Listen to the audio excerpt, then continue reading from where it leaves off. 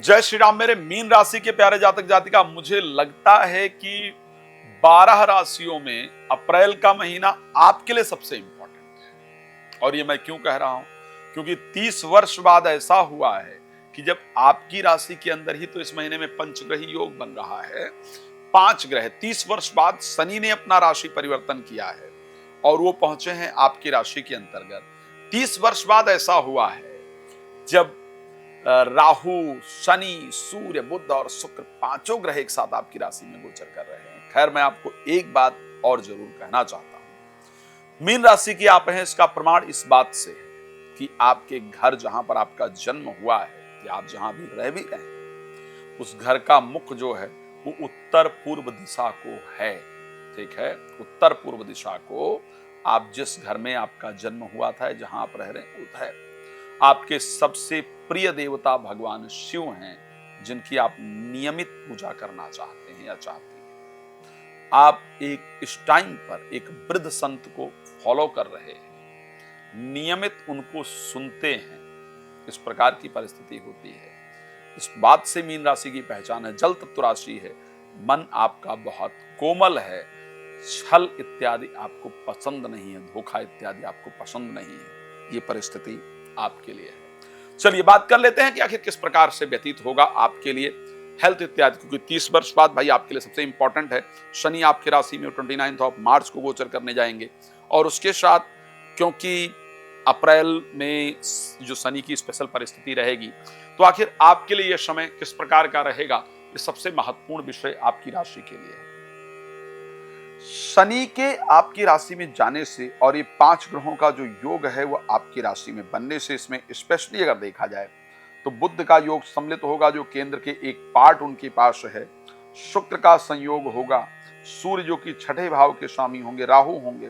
देखो, मैं इस योग को बहुत शानदार तो नहीं देख रहा हूं, बड़ा क्लियर बता रहा हूं। मुझे लगता है कि लग्न में इतने ग्रहों का संयोग हेम इत्यादि जरूर देता है, इसमें कोई दो राय नहीं है।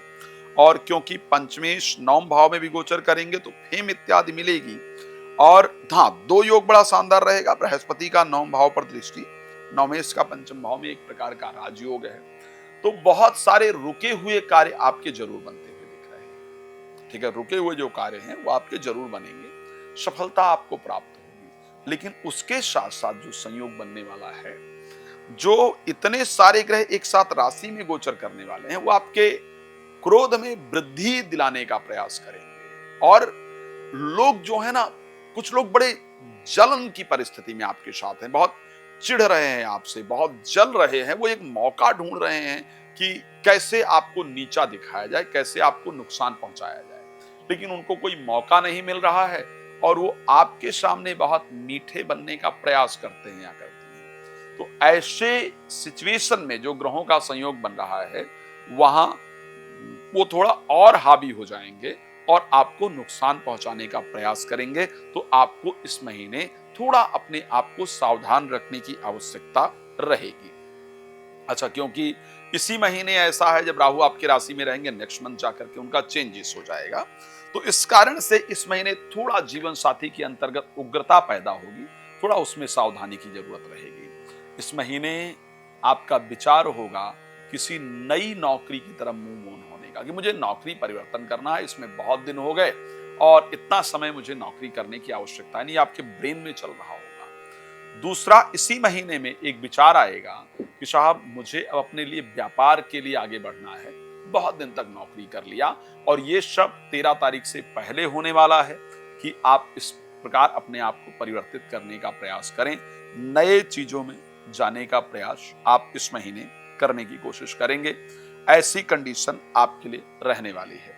दूसरी चीज हेल्थ को लेकर के, हाँ, थोड़ा फिजिकल हेल्थ लाइक बाल झड़ना, बॉडी में भारीपन होना, ये सब रहेगा, बट बाकी फिजिकल हेल्थ करीब करीब अच्छी रहने वाली है। मेंटल हेल्थ भी मेरे दृष्टि से आपकी ठीक रहेगी। आर्थिक परिस्थिति इस महीने में आपकी बेहतर रहेगी, दिक्कत नहीं दिख रही है। प्रॉपर्टी इत्यादि बेचने का योग इस महीने आपका बनेगा, उसमें कोई दो राय नहीं है। नई नौकरी प्राप्ति का योग भी इस महीने में बनता हुआ दिख रहा है, उसमें भी कोई दो राय नहीं है। लेकिन जीवन साथी के साथ संबंधों में प्रॉब्लम इस महीने आपकी आएगी। वहां पर सावधानी की जरूरत है जीवन साथी के साथ, लड़ाई झगड़ा इत्यादि। बिकॉज शनि भी आ गए हैं तो शनि की सप्तम भाव पर दृष्टि होने वाली है, 10th दृष्टि उनकी जाएगी जो है वो आपके 10th हाउस के अंतर्गत।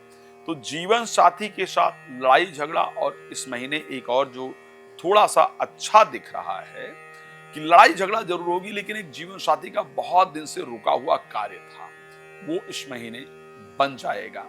इस महीने में जीवन साथी के साथ 5 दिन अकेले बिताने का समय भी आपको जरूर प्राप्त होगा। इस महीने थोड़ा बच्चों को लेकर के चिंतित रहेंगे, बच्चों की एक चिंता रहेगी कि जिस प्रकार आपकी एक्सपेक्टेशन थी उस प्रकार का रिजल्ट इत्यादि बच्चों को नहीं मिला है, तो एक चिंता बच्चों को लेकर के भी आपके मन के अंदर रहेगी जो आपको स्पेशली परेशान करेगी। उस पर भी थोड़ा सा ध्यान देने की आवश्यकता रहेगी, लेकिन विचलित ना हो। अब क्योंकि आपको बहुत सारी जानकारी चाहिए और मैं कम समय आपको दे पा रहा हूँ, रात को 9 बजे, दोपहर को 12 बजे लाइव आता हूँ, मेरे साथ लाइव जुड़िए, अपने बारे में जानकारी प्राप्त कीजिए। डिटेल चर्चा के लिए कॉल अपॉइंटमेंट लेकर बात कर सकते हैं। और मैं दोबारा कह रहा हूँ, श्री राम कथा, श्रीमद् भागवत कथा, श्री महापुराण कथा आप कराना चाहते हैं, जिस कथा में संगीत हो, आनंद हो, सनातन को आगे बढ़ाने की परिस्थिति हो, भक्ति हो, लोग जिसको एंजॉय कर पाए, अगर ऐसी कथा आप चाहते हैं तो आप मेरे साथ उसके लिए संपर्क कर सकते हैं। भगवान आपको बहुत प्रसन्न रखें, यही मेरी शुभकामना। जय श्री राम। बहुत धन्यवाद।